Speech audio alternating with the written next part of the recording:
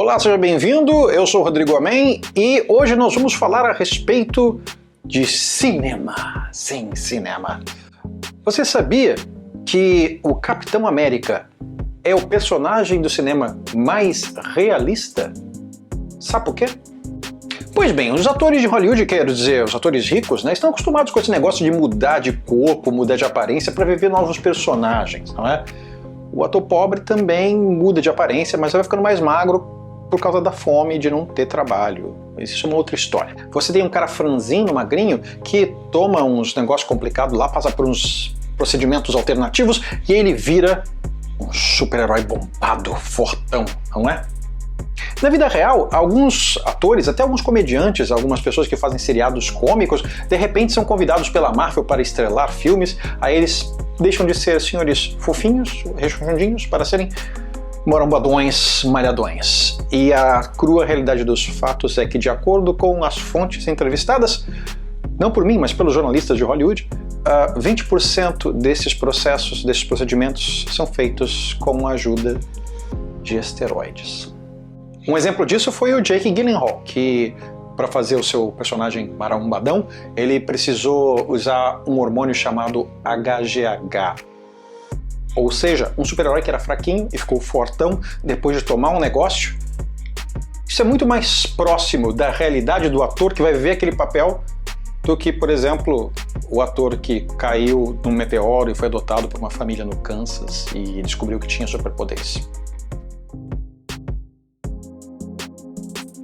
Orçamento e bilheteria em cinema de Hollywood é tudo mentira.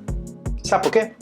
Foi-se o tempo, meu amigo, minha amiga, em que bastava você produzir o filme, colocar no cinema, aí o cidadão paga a bilheteria e com o dinheiro do bilhete você paga a produção e o que sobrar é lucro.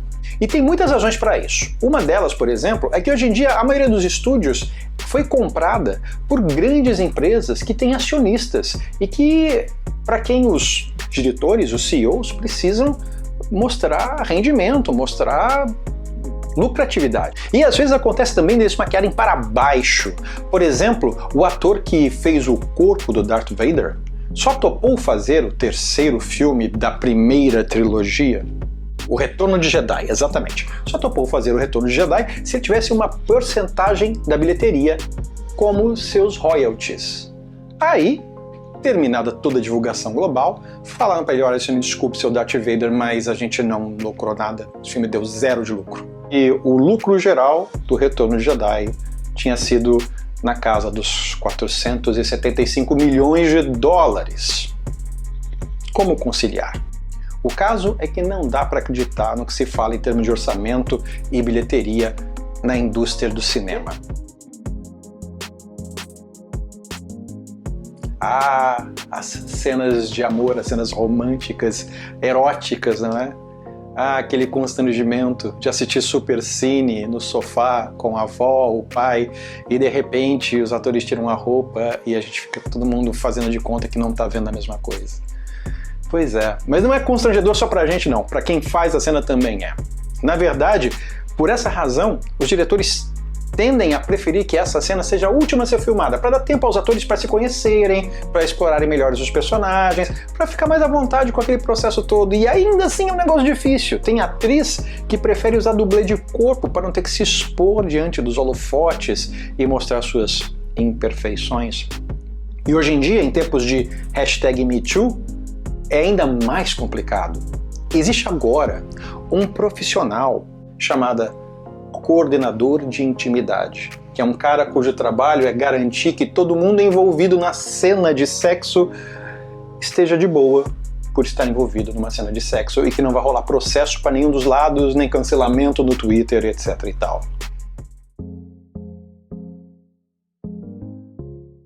Uma boa parte dos atores de Hollywood não decora seus textos. Sabe por quê? Muita gente criticou a nossa atriz mor, Regina Duarte, das novelas brasileiras, não porque ela virou uma louca reacionária, mas porque ela ficou famosa por não decorar os textos que falava na novela.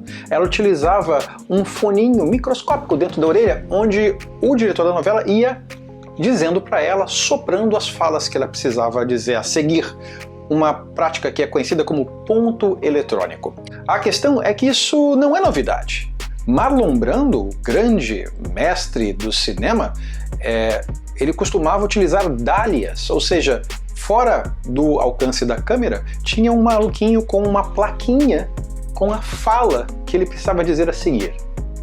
E mais recentemente, atores como o Iron Man, o Homem de Ferro, Robert Downey Jr., e o próprio Johnny Depp, do Piratas do Caribe, também utilizam a questão do ponto eletrônico. E por que eles fazem isso hoje em dia? Porque hoje em dia, um set de filmagem de um grande estúdio, de um grande filme de Hollywood, é a casa da mãe Joana, basicamente. Então tem gente entrando, saindo, gente dando palpite, aí vem o povo do marketing dizendo que tem que mudar uma parte do filme.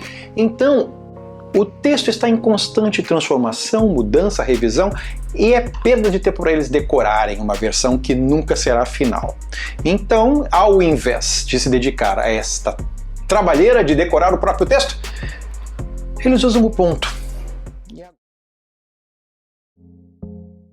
Hoje em dia, senhoras e senhores, é cada vez mais comum. Você está assistindo aquele filme tenso, aquele filme onde não há linhas claras, onde você não sabe quem é o vilão, quem é o mocinho, tudo é uma grande rede de intrigas e de repente um dos atores, um dos personagens tira um iPhone do bolso e acabou a surpresa.